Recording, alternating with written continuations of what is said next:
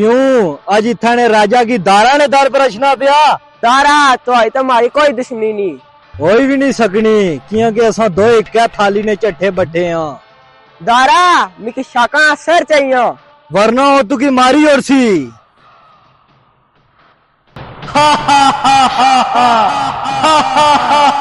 मिल जाएगा मिल जाएगा। शाका की तलाश जारी है। शाका जल्दी लभी जासी। दुआ मिकी मारी बेटी वापस चाहिए। वो भी लभी जासी। राजा साहब हर चीज की कीमत होनी है। कीमत बोल। बड़ी ठूठा तुसानी इस इलाके च। इस इलाके ने जे राजा साहब होए हो तुसा कम नी गल कर कम नी। राजा साहब